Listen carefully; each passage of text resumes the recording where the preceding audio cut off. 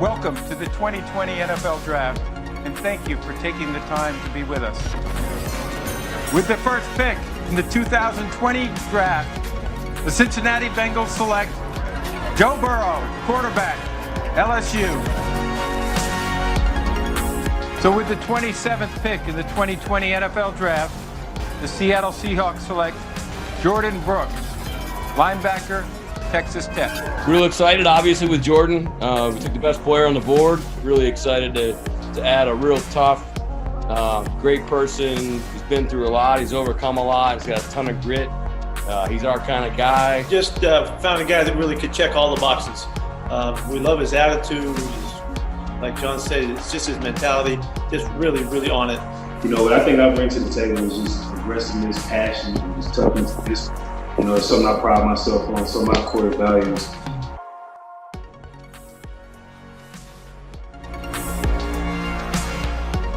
Seahawks fans, 12s all around, welcome back in to day 3 of the Seahawks pre-draft virtual party. I'm G. Scott. That is Stacy Rost. We're going to be hanging out with you. Stacy, wait a minute. Is that a draft board in the back? What are you doing? It's not just a draft board, G. It's a draft science board. Let me break down what the Seahawks did yesterday. You obviously know we've got Jordan Brooks taken out of Texas Tech, round 1, pick 27. The Seahawks made 2 moves yesterday. They traded up from 59 to acquire defensive end Darrell Taylor out of Tennessee. As you can see right here, they traded pick number 59 and 101, moved up to 48. Okay. Right here, G. You can see that they then traded down from pick number 64 overall in a trade with Carolina to acquire guard Damian Lewis out of LSU. As you can see from my other scientific notes, he's a very strong human, G. He can squat 635, bench almost 500 pounds, G. That's the strongest lineman on LSU. Right here, you can see that they also acquired round 5, pick number 148 in the process. All right. Yes, well, how about we talk about those players? Introducing Seahawks Legends, Michael Bumpus, Paul Moyer. Welcome. Good morning to you guys. Let's get started right off top with the first one of those picks in day 2. Paul Moyer, let's start off with Darrell Taylor out of Tennessee. Your thoughts? First of all, a need, and you don't normally see the Seahawks really look for need. They want to find best player, and they thought this guy was a first-round draft pick last year. Or coming into this year. He was hurt. I think he had a tibia injury at the end of the year that he had to get fixed. He's a Leo linebacker. I mean, a Leo defensive end. He reminds me a little bit of Bruce Irvin. He does have that explosiveness coming off the edge, but I think he's a complete player. He's playing at Tennessee against SEC players, so you have to be able to play the run. He plays the run fantastic. They move him out on the slot at times. I mean, this is a 260-pound man that doesn't look 260 pounds when he's running around. But I think the best thing about him is when he gets here and they teach him get off. I think at Tennessee they were reading. So he never at the snap of the ball was gangbusters, going upfield. It was usually a read technique first, and then he would get into his pass moves. You're going to like him. He's going to make an impact. He's going to be on third down situations. They'll rotate him around. But I really think that fits a need, that Leo position for us. Bump, athleticism, they say, is important in the National Football League, especially being a pass rusher. Talk about the athleticism of what we see here with this defensive end, Darrell Taylor. This guy is lean and he's long. He's 6'4", 260. There's a guy that plays on this team right now named Clowney who's about 6'5", 260 as well. And it's all about bending that corner. You see the athleticism of a DN. When he can get upfield and bend that corner and not get too far upfield, that's where you get in trouble. This guy had 8.5 sacks last year. He's one of only 2 or 3 players to have 8 sacks in 2 consecutive years in the SEC. We all know the talent that's in the SEC. I think they had 100 guys drafted in the first round. So if he's out there competing with those guys, he's pretty special. So I also saw a clip of him on Instagram doing a backflip and then RKOing a dummy bag. So he's athletic all the way around. I'm excited for this pick. I think they got the player they were looking for. Paul, I'm going to go ahead and start with you. After the acquisition of Damian, is the Seahawks offensive line meeting room physically going to be able to contain all of the linemen currently on the Seahawks roster? You know what? They have enough money. They can probably knock a wall out and extend that meeting room. But this is a big man, Damian Lewis. I'm more excited about him than the other two. And that doesn't mean I'm not excited about the other two. I think Damian is an immediate plug and play starter. That doesn't mean they're going to hand it to him. But you want a fluker with athleticism who's young, super strong. I mean, you go watch the Alabama game. One, his pass technique when he gets in his pass stance, great base, hardly moves. You can't move him. And when he wants to, and when he does in the running game, he moves people 3, 4, 5 yards downfield. He'll finish with pancakes. This guy's going to be a starter. And I think the one thing, Stacy, here's the emphasis. We're going to protect Russell Wilson. Russell Wilson's going to win football games for us. We're going to unleash and let him be the man that he's really capable of being in the passing game. I think this is a great start. This was a really good pick. Hey, Bump, we talked about what we wanted to see Seattle do in day 2. Is Taylor the kind of pick you wanted to see for them? Yeah, I think they needed to address that defensive line, and that's exactly what they needed to do. I thought there were a couple guys out there that they were going to go for, but again, it's almost like you have to wait and see what they do to get into the minds of a Pete Carroll and a Schneider, exactly what their scouting report says about a certain player. And once they picked up a Darrell Taylor, again, it all makes sense. I sound like a broken record. I wait for them to pick, and then I do my research, and it all makes sense. You know, I'm starting to trust and believe in what they do. They're looking for an athlete. They're looking for a guy who can contribute early. And typically, as a rookie on that defensive line, that DN spot, you can come in and make some plays right now because a lot of their success is based on their athleticism, and Taylor definitely has that. Last night, guys, I was watching day 2, and when I saw Damian Lewis from LSU get picked up, I was saying, man, I need to go do my research. And then I thought, no, I don't. I'm just going to wait for Michael Bumpus and Paul Moyer to get on there. And I know that those two are going to be doing all of the film work. But, Paul, I'll start with you. You said something because you were really adamant about Damian Lewis. There's something about him. What did you see last night on film? Well, here's a guy who came from a JUCO college. So I have a little bit there, infinity in my heart there, because I went to a junior college as well. And it allows you to mature. And LSU thought enough of him to grab him from the JUCO ranks. And that doesn't happen very often, and certainly in the major 5 conferences. One, it's just his strength. I mean, he's 6'2", 330-ish pounds. As Stacy mentioned, he squatted over 600 pounds. He bench pressed over 500. You see that immediately. But it's also his athleticism. He ran a 5'1" or 5'2" 40. He gets downfield. So all of a sudden you get backside screens. He's able to go down the line and actually pick up linebackers and safeties. But the one weakness for Russell Wilson, and I think it's any quarterback, but certainly for people that aren't 6'5" and 6'4", it's pressure up the middle. I mean, he's not tall enough to really to throw over that. So you've got to have that stand there. Coming off the edge, Russell can see that. He can escape. And so I think you got a guy, he just doesn't move. You cannot move this guy, and he moves people. So I just saw him, 2-3 yards on the other side of the ball on the defensive side most of the time. You're going to love this guy. I mean, he is a bruiser, but he can pass protect too. He's not just a one-way player. Bump, you saw the Seahawks trade up to go and get this pick in Darrell Taylor. In the past, they traded up to get Tyler Lockett back in, I think it was 15. They traded up to get Jaron Reed. They traded up to get DK Metcalf. There's something about when the Seahawks trade up to get a player that makes you say, oh, Johnny B, what's up? Tell us about this. What does it mean that the Seahawks traded up to get Darrell Taylor out of Tennessee? Honestly, G, when any team trades up for a guy, it means they really like him. When the Seahawks trade up for a guy, that means they really love him. And, I got a chance to hear Pete Carroll talk to Taylor on the phone, and he was super excited, man. We traded up. We were waiting for you. We glad we got you. And he's all excited, and I'm listening to it. I'm getting excited. I'm like, okay, I'm bought in as well. So whenever the Hawks trade up, that means the chances of you being successful are great. You mentioned a Lockett. You mentioned a DJ, Jaron Reed they traded up for as well. So if history repeats itself, we'll be talking about this kid in the next few years as one of the great players on this roster. I'm really excited for this guy. I think he's going to contribute early, and I think he's going to contribute often. Hey, Bump, I'm going to start with Taylor for this question. What jumps off, the page when you're looking either at his stats or when you just watch him on tape? What jumps out to you?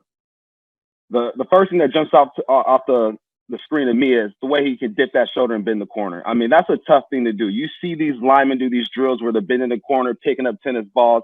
And as a guy who's 5'11", I can easily do that. Now, 6'4", 260, I can imagine that's a little tougher to do, bending that corner. Yeah. And the way he can get low and keep that center gravity while that tackle's putting pressure on him. He meets force with force. He keeps his balance, and he's relentless. Once he gets his hands on you, it's pretty much a wrap, Stacy. Hey, Paul, I got to get back to Damian. Is he someone you see competing for starting time right away? What's his outlook like with Seattle right now? Yeah, look, I think he's a guy that could start right away. Look, there's a lot of competition there. The veterans aren't going to give that up. And, there's 19 offensive linemen now in the room, and the Seahawks have them in there all for a reason. I don't know what's going to happen yet. We still have to see what's going to happen with Justin Britt, Fluker. These are people that, are pretty heavy on the salary cap for the Seahawks. So if they restructure their contract or let them go, that's potentially freeing up about $10 million in salary cap for the Seahawks. But he's definitely a guy on the right side. He played right guard for LSU. You start watching, he reminds me of Fluker. I mean, he's that strong. He's not quite as big as Fluker, but he's really athletic. So, yes, I think he's a guy who can play either side. I think he could start right from day one. Well, the party is just getting started this morning. We got a lot of guests that's going to be hanging out. I know Cliff Averill is going to come by. Mina Kimes is going to come by. And, of course, Jen Mueller and Jackie Montgomery, they're going to be handling all of the fan questions that's going to be happening as well. Hey, make sure if you have a Seahawk-themed room, make sure you show that by using the hashtag Seahawks Draft. All right. So make sure, remember, submit your questions on YouTube, Facebook, and at Seahawks on Twitter. Do that. Coming up next in about 1 minute, we'll have Jen Mueller and Jackie Montgomery handle those questions. From our family to yours, we want to encourage you to keep going. Keep protecting what's most important. Keep hopeful in the face of all this. Keep believing. Keep being strong. Keep supporting the people on the front line. Keep staying together while staying apart. Keep being fearless. And most of all, keep dreaming. American Family Insurance is mailing our personal auto insurance customers a premium relief payment to help them keep going. We'll keep being here when you need us. Every digital business operates on a precise formula. Staying connected to customers, suppliers, and partners. Instantly responding to changing business demands. And managing and protecting vast amounts of data. To innovate at speeds never before imagined. Driving it all as one constant. CenturyLink connectivity, cloud, and security solutions. Digital plus business equals more innovation faster. Welcome back, 12s, and good morning. Thanks for joining us here early on the Seahawks pre-draft party. Day 3 is here. Always a busy day for John Schneider and Pete Carroll. We're excited to have you joining us. Jen Mueller also here, sideline reporter for your Seattle Seahawks. I, Jackie Montgomery, work for Seahawks.com. You already met Paul Moyer and Michael Bumpus, but we are going to be asking you guys some questions that the fans have been submitting, things that they want to know as we go into day 3. So first up, gentlemen, I'd let you take the question, and you get to choose who gets to answer this one first. Oh, well, I think the natural choice on this one is Paul Moyer, because the question is related to defense and the secondary. We have not seen the Seahawks make a pick to bolster the secondary. So will the Hawks pick a safety or a corner today? Paul Moyer, you start us off. Ooh, yes, I think they will take a corner, though I think safety, there's better, from my opinion. I think there's guys out there that I still like. But I think you cannot have enough corners. I think we have 3 really good ones. So the answer is yes. We're going to pick a corner in this draft. Bump, agree or disagree? Yeah, I agree. At this point in the draft, again, it's all about creating depth, and they do have a decent secondary at this point, but you can always use some more. There's a couple guys out there I'm looking at, Levert here out of Michigan, Josiah Scott out of Michigan State. There's some names out there. At this point, there's not really a lockdown corner out there. There's some solid corners out there, but in this defensive scheme that the Hawks have, you can plug a guy in, have him cover the deep third, and be okay. Agreement from the analyst. Jackie, will let you weigh in and go to the next question. I mean, Pete and John, like we've talked about so many times during these broadcasts over the last few days, they look at every single position, and it's whatever fits whoever the best player is on the board available. So will they look at it? Yes, I think so. Will they pick one? I think the chances are there, but we only have 4 picks left today. So I don't know if they're going to walk away with one, but we'll have to see what they do. All right, let's see what else we got here for you guys. Ted wants to know, what positions do you expect the Seahawks to go after today? Obviously, 2 pass rushers we got over the first 2 days, or with picks 1 and 2, offensive linemen with pick 3. What else do you think they have in store for today, guys? We'll start with you, Bump. You know, it's process of elimination at this point, right? They've covered a couple of positions. I think they can go out and get a D tackle. There are a couple good guys out there. You know, we mentioned they got a Damian Lewis on the offensive line from LSU. Why not go back to LSU and get a Rashad Lawrence? Pete Carroll has a great relationship with Ed Orgeron. They coach together at USC. So I'm sure there's some back and forth going there. I would expect them to look at a D tackle, maybe even a running back at this point, depending on the health of Rashad Penny and Chris Carson. What do you have to say about that? You want to everything. And don't be surprised if we end up with a couple more picks. I mean, this is where, John Schneider, makes hay and really starts to work in the draft. With that being said, look, I still think, we maybe go for another edge rusher. There's some guys out there that are specialists. I mentioned yesterday a guy named Travis Gibson out of Tulsa. He's going to be there probably in the 6th or 7th round. But I'm going to go with Bump on this one too. I think defensive tackle, that's the one spot. Obviously, if you could find an offensive tackle, if you could find a wide receiver, they're just harder when you get to this part of the rounds because the athleticism is pretty much gone. Now you're trying to find guys who are actually good football players in college. And it becomes, well, do they have enough to beat out some of the players that are coming back? I think, again, you get into that corner spot, you can do some things there. You can put them on the development, list and try and work on that as well. But I think edge rusher, I think defensive tackle, and I think corner. I think we probably have enough offensive linemen right now. You don't think 19's enough? I mean, I think they could add a couple more. 20, you could do two basketball teams there going on there at the same time. That would be good. Though, I think that Paul makes a really great point when he talks about kind of what you're looking at for the future. Everybody is looking at that this year because nobody has seen an offseason like what we're experiencing. And if you take a look at the Seahawks draft picks, they have all made some sort of transition and they always go for grit, except that this year it's a little bit different because everybody is going to have to overcome a shortened, to some degree, offseason, right? You're not going to get on the field for rookie minicamp like you would have next week. So I do think that while it's athleticism, building for the future, not a bad thing because everybody's kind of in that position. So those are my thoughts. I also know that we only have about 4 minutes left. Make sure that you're getting your questions in. Do we have another one that we can answer right now? Do you think they will take a DN later on in the draft? We have talked about this a little bit, but Paul Moyer, give us the difference between if they're going for another edge guy or if they need somebody in the middle to play alongside Poona Ford. Well, yeah, good question. I think with Daryl Taylor coming in, who's more of a Leo, and you look at, Irvin as Leo, we'll see still what happens with, Clowney, could they possibly get that? I think that dictates as well, because I'm sure they're having some conversations right now. But I think maybe just a pure pass rush specialist. And there's some guys out there. What I was impressed with Daryl Taylor is he's a complete player. He can play, in a 3-point stance. He's very good against the run. He plays in a 2-point stance. They move him back on a slot at times, like a Leo position at times. He can come off the edge. So maybe just a pure pass rush specialist. But God, we're guessing, you guys. When we got shooting from the hip, I was thinking, there's no way I can watch this much film. And I watched one of the best guards I've ever seen come out of college yesterday in the 2nd round. So I'll throw the next one here to Bump. 2 minutes, Bump. We got a 2-minute warning for you. All right.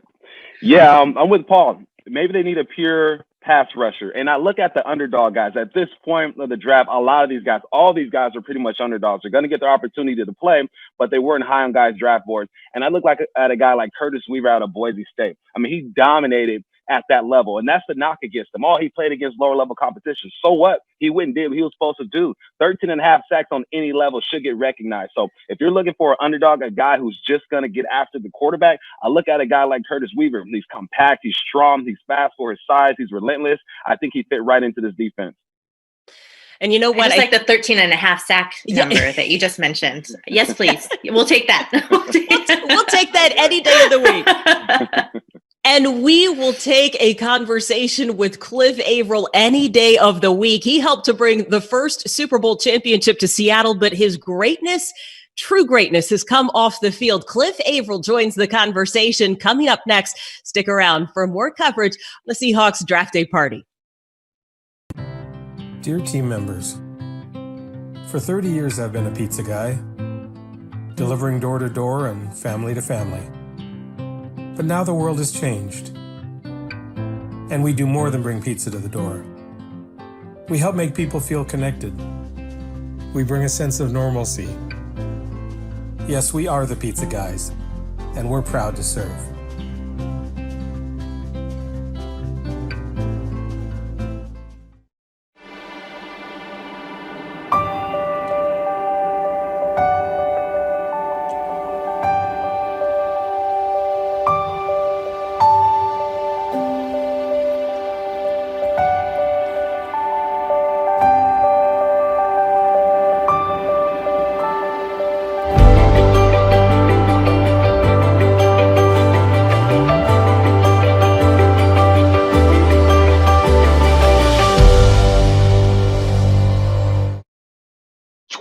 From all over, I'm G. Scott. That is Stacy Rost. We're still hanging out, still doing this Seahawks pre-draft virtual party. As you can see, we have a guest that needs no introduction, but I tell you what, he is a third-round draft pick out of Purdue in the 2008 draft. He's a Super Bowl champion.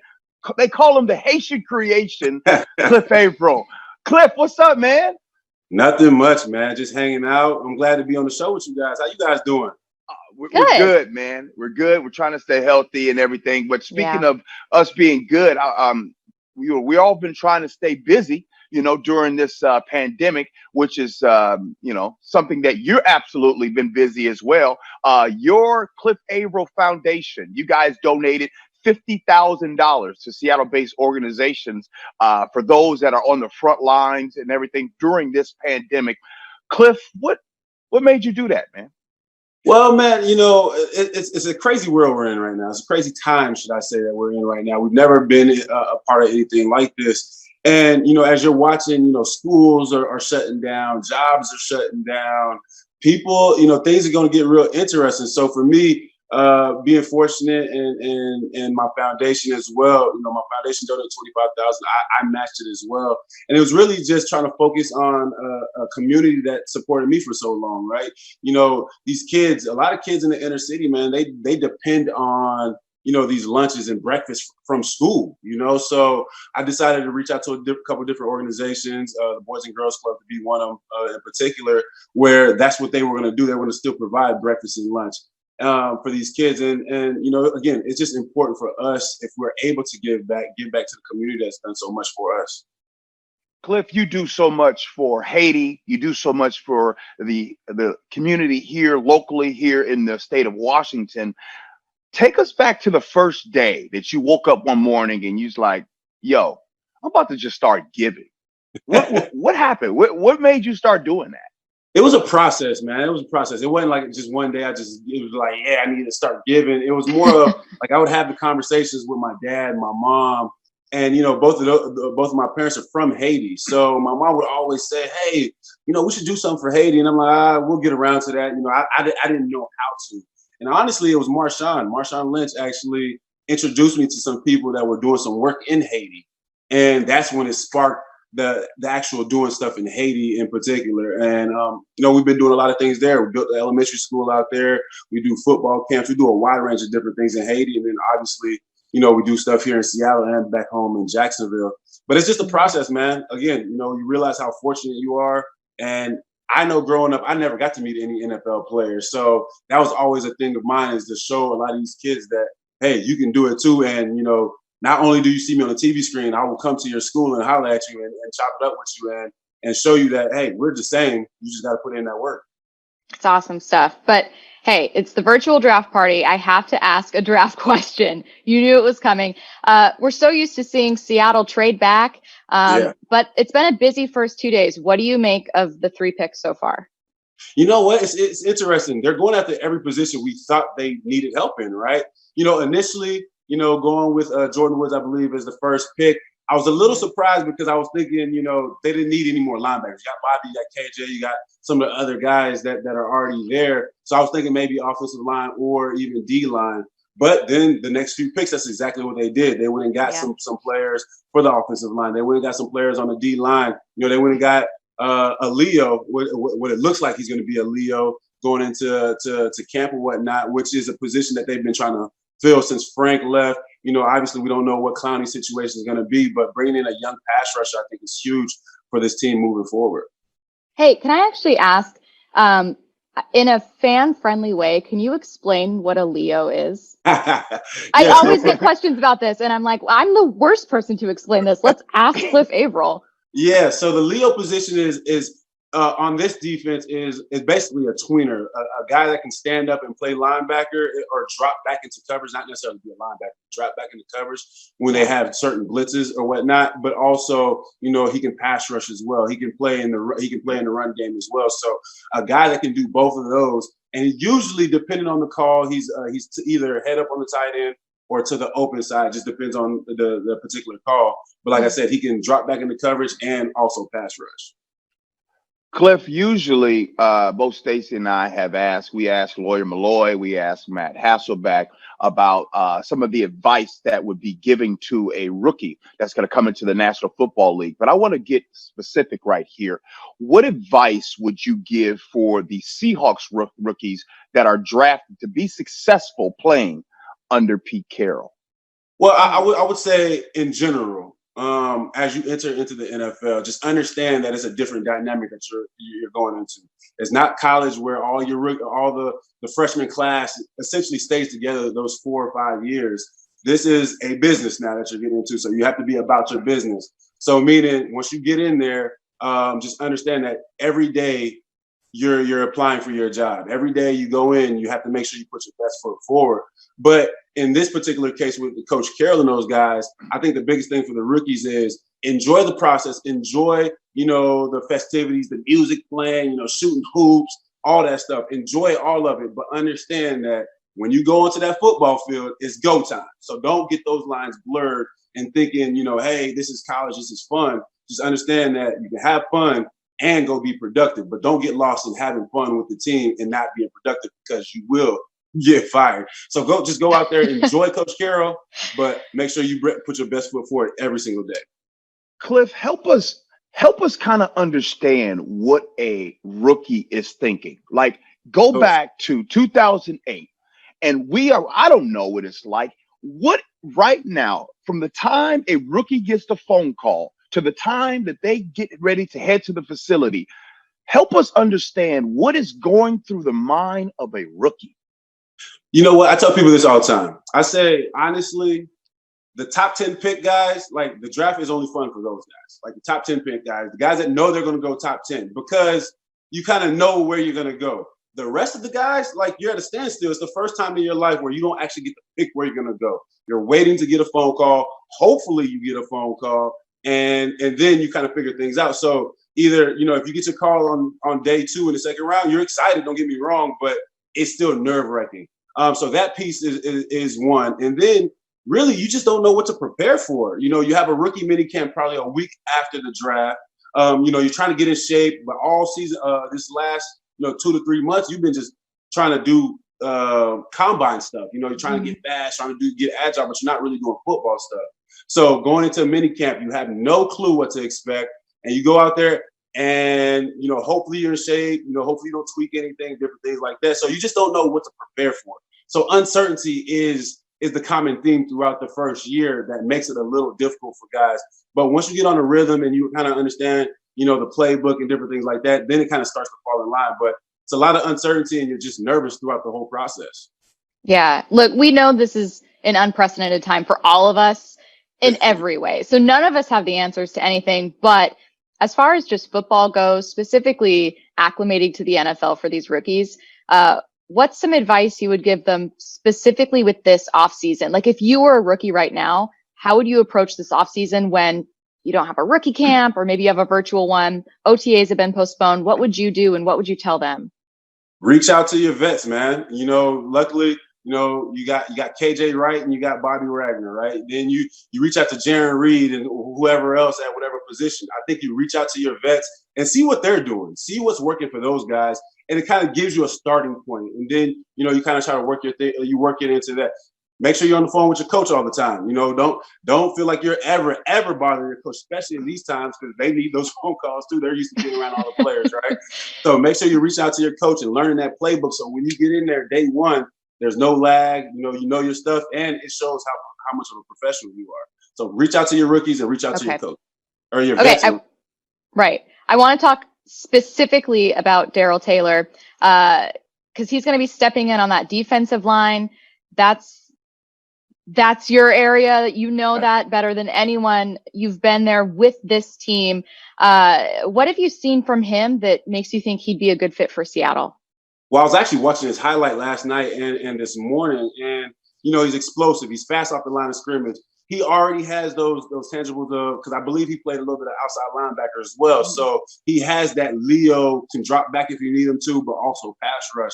I see how explosive he is off the line of scrimmage. He even has a little bit of strength behind him as well, where he bull rushes guys and can finish on the inside. So he has a great starting point for sure. Now, obviously, there's a lot of things to build off of, but I definitely think he can be a guy that can step in early.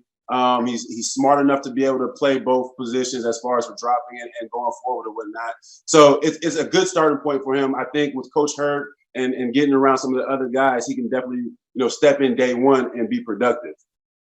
Hold up, we got time. You just mentioned we got time. It's a pandemic going on, so we might as well stay here and hang with us. So you mentioned let's stay on Darrell Taylor right here. You mentioned some of the things that he's going to have to work on.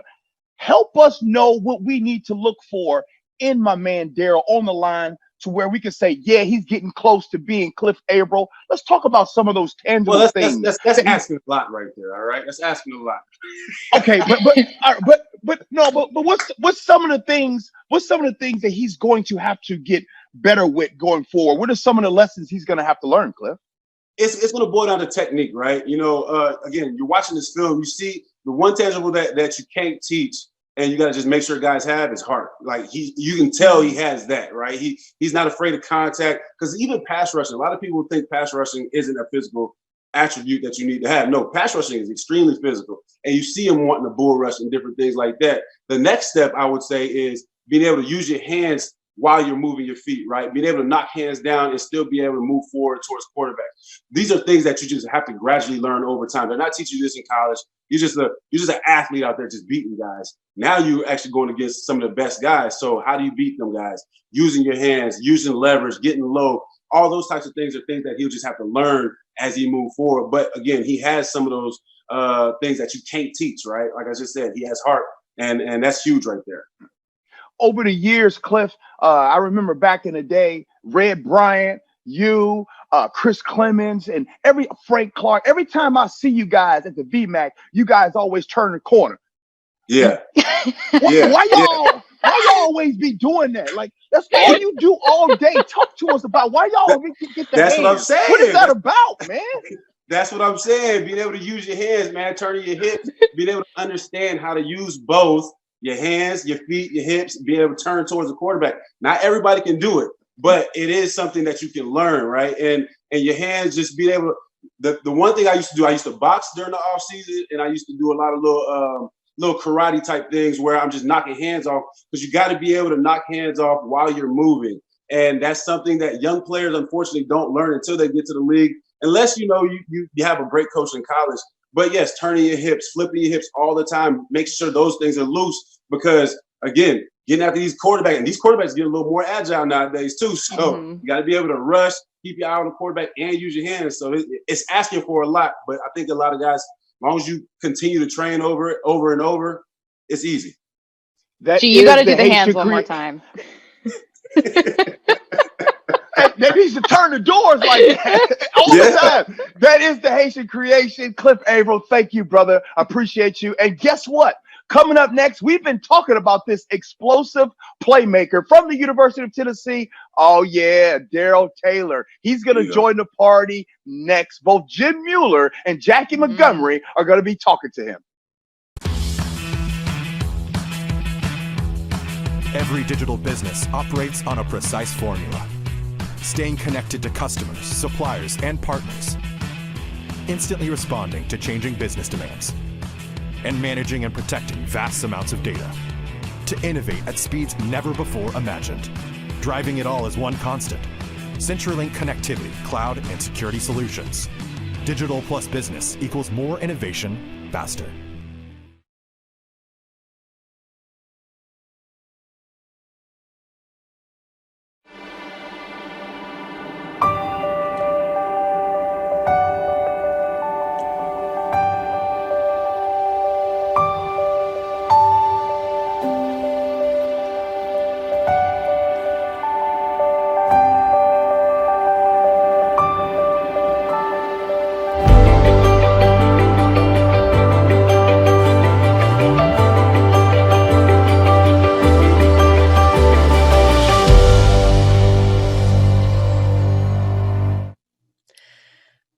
Well, for just the fourth time under Pete Carroll and John Schneider, the Seahawks traded up in the draft. They did so to get Darrell Taylor with the 48th overall pick in the second round. The Seahawks really wanted this guy. We really want to talk to him, and we get the chance. Good morning, Darrell.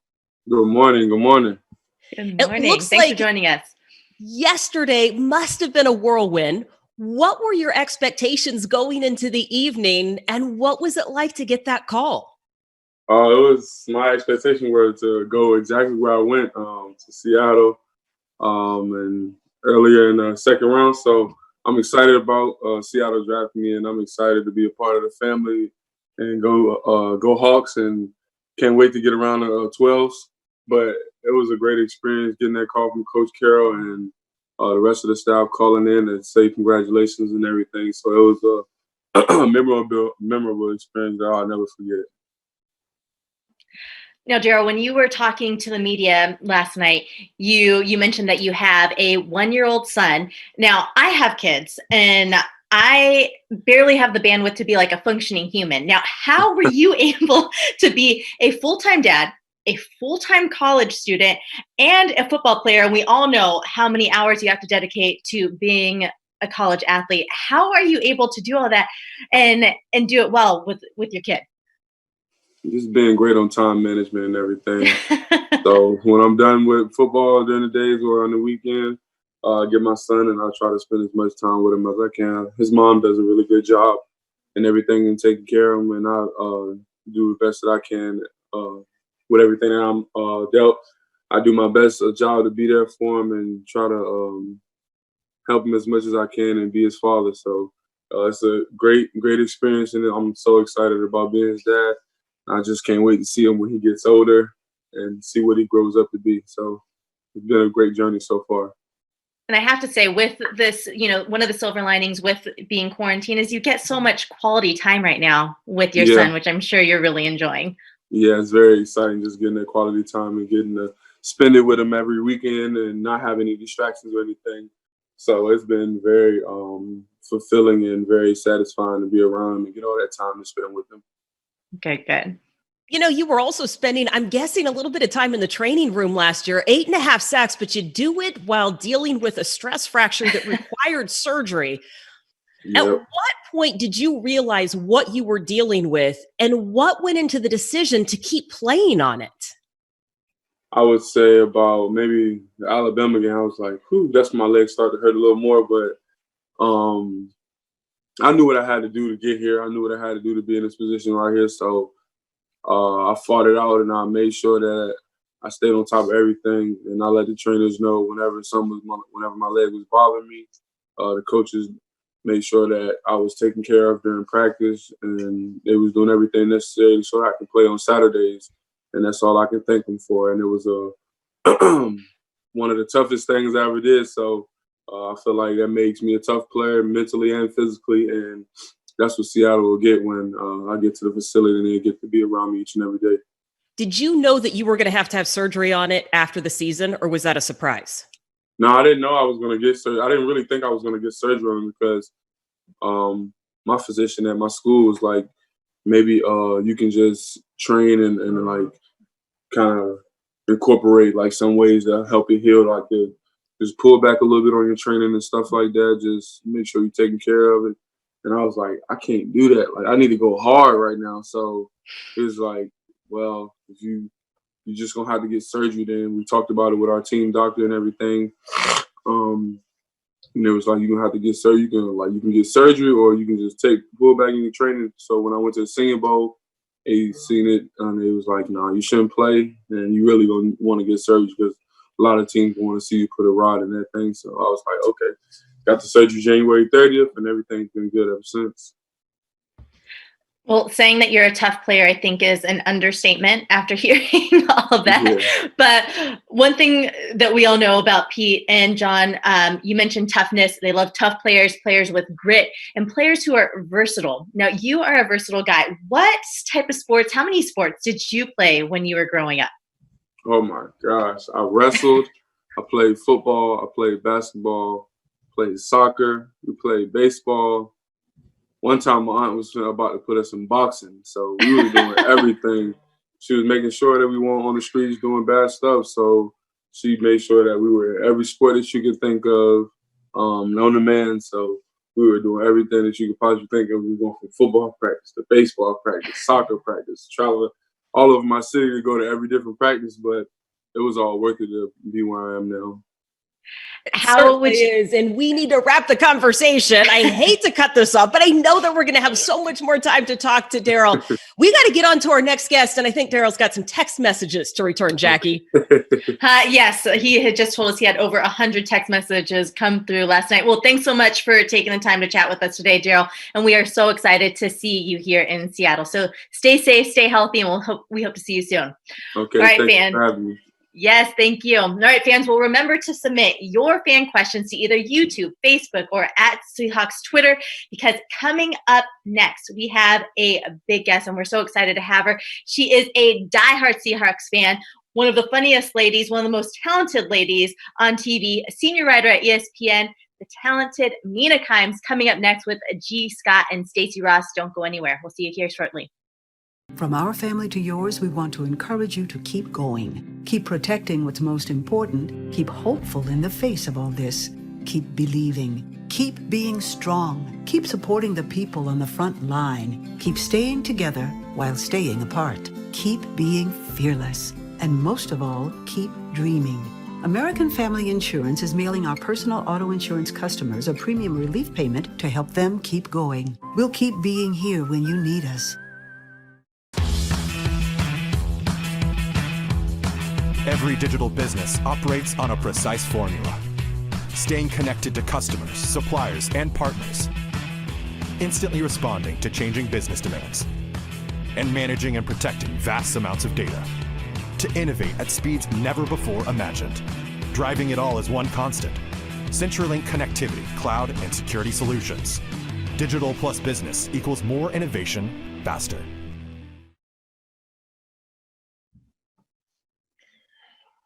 It is G. Scott. That is Stacy Rost. And again, welcome back into the Seahawks pre-draft virtual party. And yes, we have a guest. She is a senior writer for ESPN. And also she has the Mina Kimes podcast show.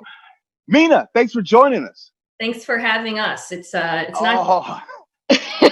Oh, it's Lenny with the Seahawks. Oh my goodness! Co-star of the Mina Kimes football podcast, featuring Lenny.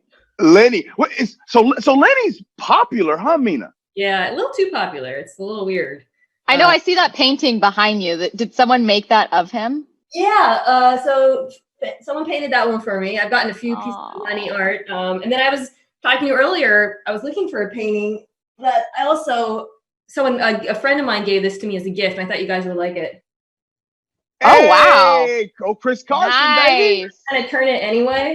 Exactly. And it's live action when you do that. Just like against Carolina. This is the right way. Mina, I got to tell you, you're probably part of one of the funniest shows on ESPN. Highly questionable. It probably has become highly quarantined. How you been handling yourself during this time, though? What have you been up to? I mean, like y'all, I've been really busy because the NFL has been business as usual with the draft. And for me, being more of an NFL analyst than a college football analyst, it's a lot of cramming and catch up and watching tape and studying and talking to people who know a lot more about these college players than we do. We understand team needs and fits, but you kind of have to put the entire picture together for the draft. And I'm not going to lie. Today is the day when most of the time I'm like, sure, yeah, he sounds great. Day 1 and 2, it's mostly names, but after that, it gets a little hairy for some of us. Well, Mina, look, make no mistake. We in Seahawk country, we know you love the Seahawks. I'm sure you just showed us a Seahawk painting. There's a Seahawk helmet, I think, behind you right there. So how are you able to still remain this national person on ESPN, but still hold your love for the Seahawks at the same time? Well, I also have a Rams affiliation now, as Seahawks fans love to remind me. Still a Seahawks fan, though. I think, like any of my colleagues who work at ESPN, the analysts and the opinionators on our show, we tend to be harder on the teams we like than other people, right? Like, maybe not when it comes to, reffing, like calls and stuff like that, but in terms of coaching and personnel decisions, I think we can be more critical, actually, because we know the teams better than. I mean, I feel pretty confident saying I know the Seahawks better than most national analysts. Speaking of then, when you look at their picks so far, I want to know first what you thought of day 1, and then what you thought of Taylor and Lewis. Well, the funny thing is, I had actually prepped more Taylor. Really? Yeah, I'd watched more of him, and I'd seen him more. I guess just watching, some SEC games and the Georgia game stands out to me. So I was really he was one of my. I didn't know exactly where he would go necessarily. I figured he'd be a day 2 guy, but I really liked him when we get to that. And also, he was more of an obvious need guy for Seattle. So Brooks was sort of out of left field, and I had seen highlights, but I had not really studied him. I'm not gonna lie. So I guess I shouldn't have been surprised because the Seahawks generally won. The board, obviously, this is no secret, tends to not look anything like what we see going into the draft. I wouldn't say it doesn't look like other teams, because right after Brooks was picked, I heard from friends and other teams who told me that he was extremely high on their board, some higher than Queen, who went after him, obviously, the linebacker to the Ravens. And I think you didn't see a single media mock where Brooks was over Queen, right? So it's kind of reflects sort of that disparity. But it was puzzling because you see the name, I've seen the highlights. I'm like, a middle linebacker, and the highlights I'd seen were from last season, not the previous 2 seasons. When he was a middle linebacker, or outside. And like, if you had gone through the Seahawks depth chart before the draft, I don't think anyone had middle linebacker on team. So I'll just say, I watched a lot of him that night. He looks like a missile flying around the field, extremely explosive. I think there's some coverage questions, but I also think the Seahawks might not use him the way people think necessarily. And that to me is the big question with him. Is he going to come in and fill more of that Kendrick spot, playing Sam, at first, before perhaps transitioning to the inside? Because another reason why people were surprised was having just taken Barton, who I like a lot, the year before. Is it redundant? Is it a will? But I think Seattle might have something up their sleeves with him. I'm very curious to see that too. What do you want to see him do day 2? It doesn't have to be a specific player, since like you said, once it gets to like the 7th, you're like, yeah, right on. Seems like a cool dude. I love a Gemini. Like, so is there like a position you want to see them address?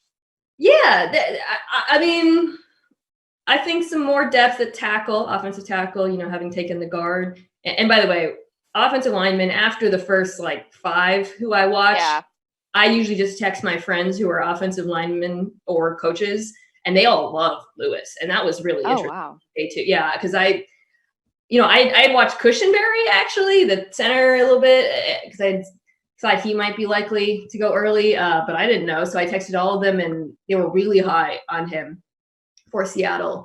So yeah, offensive tackle is something I could see them probably adding a little bit of wide receiver depth. Defensive tackle is something I would be surprised as well. Maybe a corner. I know I'm really naming every position. This is not helpful. No, it's totally fair. And maybe a later round running back, given the injuries to the starters. I love Chris Carson, and I was glad Seattle didn't go early to the running backs. But later, I think it's always worth taking a swing. Yeah. Well, Mina, as you can tell, all of our interviews, Stacy asked all of the football questions. I ask all the random stuff, and I want to talk about. Is it true you got a Super Bowl 48 tattoo? Yes, it is. No big deal. Is it true you work out? Yeah. This is a tiny, if you squint, I know it's Zoom. Otherwise, you'd be probably freaking out right now. But it's a tiny man. Yeah. Did you? So when they won it, you made that decision to get it done, huh? Oh, I made it long before with my brother. We made a pact that if we ever won, we would get them together. So he has one in the exact same place. Aww. Oh, I love it.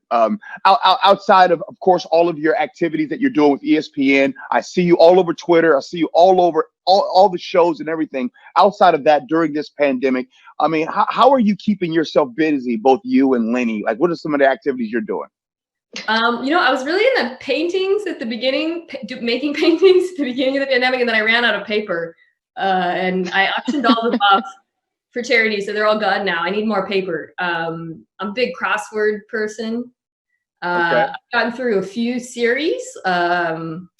Watched the entirety of, I tweeted about this Halt and Catch Fire, which I really recommend. It's a great series. Oh, it's good. It's so awesome. Good. So good. Yeah. But man, last couple weeks, it's been so much draft that I haven't had a lot of free time. So now I think it's the point where it's like, all right, the draft's over, or after today, I think then we all wait and see when is football actually going to start. Well, Mina, it's always a pleasure to have you join us. Thank you so much. Send Mina paper. Say goodbye, then. Bye, Lenny. Bye, Lenny. Bye, Lenny. All right. Hey, make sure to remember to submit your questions, your fan questions, YouTube, Facebook, and at Seahawks on Twitter. We're going to throw this thing right over to Jim Mueller right now. 2, 1. Thanks so much, G. Well, we are about 10 minutes away before we get to the final and last day of the NFL draft. But before we get to the draft, we have a few more questions for Paul and Bump. So, guys, I'm going to get right into it.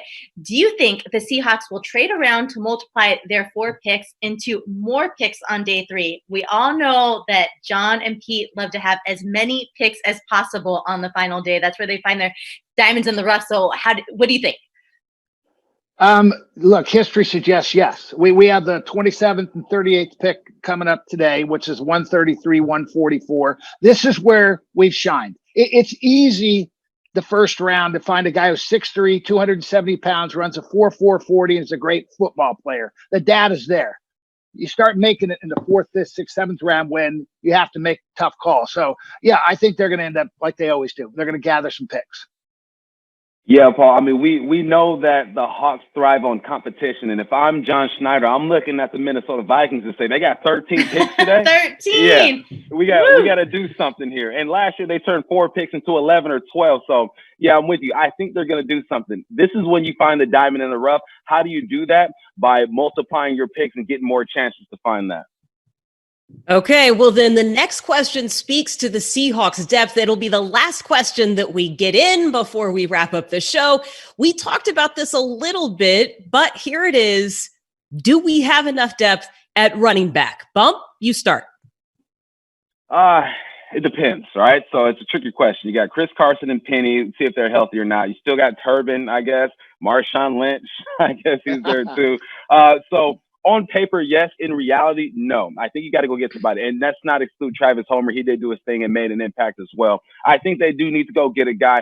I don't think they necessarily have to stress about drafting a guy. I feel like running back is a position where you can pick up a guy late or you can just bring your free agent in.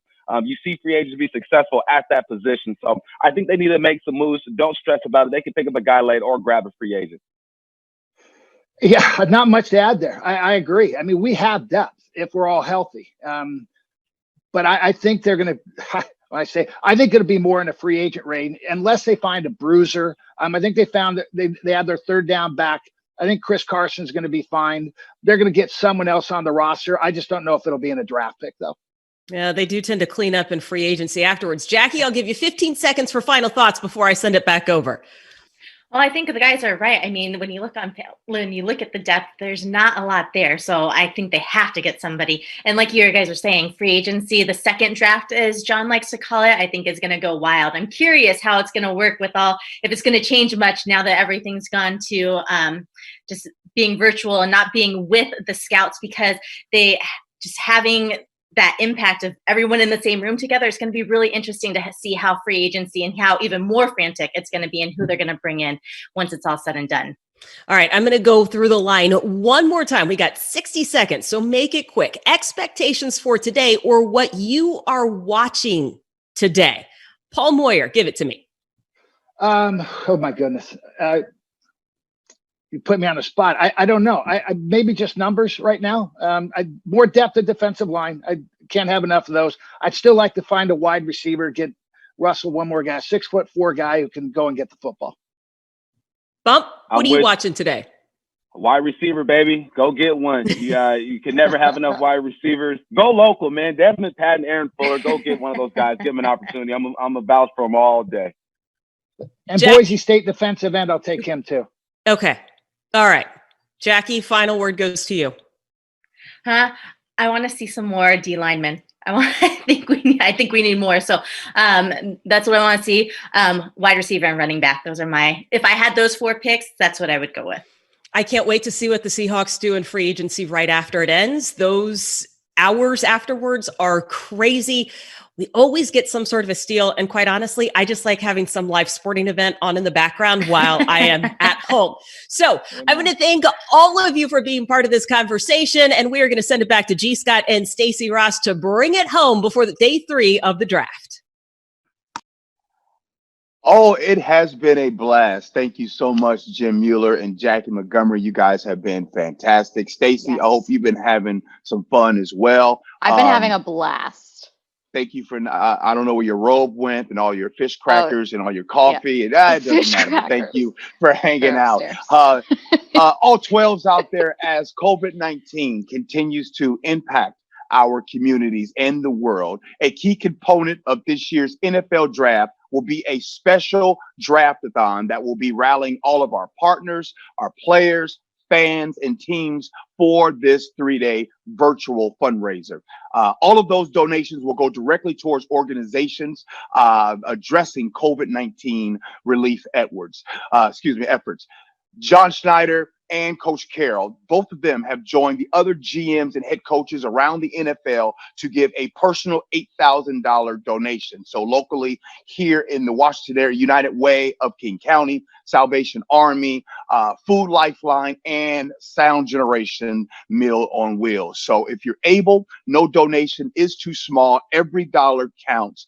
Donate now to NFL.com/relief or text draft to 2121000. So again, we've been having a great time. And also, we have been loving you guys' theme, your Seahawks theme room. So what we want to do is we're going to be giving a Safeway giveaway, a $500 Safeway giveaway for those Seahawks themes room. And some of you guys' rooms have been fantastic. And the winner for that has been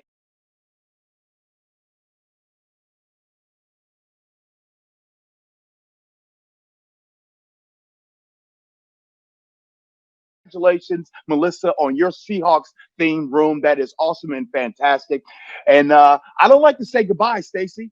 I don't like to say goodbye. I like to say see you later. I like to say next time because goodbye is so final. So next time, hey, thank all of you guys for joining us. It's been a blast. A big thank you to the players to the Legends, and all of our partners who are part of this. A big thank you. Make sure you guys stay on Seahawks.com to kind of get the latest and greatest as to what's going on. And a big thank you to all you 12s. You guys are fantastic. The reason why you guys are the best fans in all of the National Football League. Stay tuned. ABC, ESPN, or NFL Network has all the coverage. 12s, you the best. See ya. So now it's officially time to open round 2 of the 2020 NFL Draft. The New York Jets have traded the 48th pick to the Seattle Seahawks. The Seattle Seahawks select Darrell Taylor. With the 69th pick in the 2020 NFL Draft, the Seattle Seahawks select Damian Lewis. Real effective day, you know. We starting with Darrell. I mean, we view him as one of the very, very top pass rushers in this league. He's very upbeat personality, aggressive kid. Damian Lewis, the 8th LSU Tigers selected in this draft. You know, for us to have a guy that's going to come in here and compete, you know, at right guard, championship kid. I mean, we felt like that was a great place to take him. We really feel like these guys are all ones that come in with a chip on the shoulder. They got something to prove. They're not going to be denied. They're not going to let anybody get in their way and take it away from them. The most important thing is competing and making sure that I come in and help my team win. Man, excitement, a lot of joy going down. You know, winning ball games, people love to compete.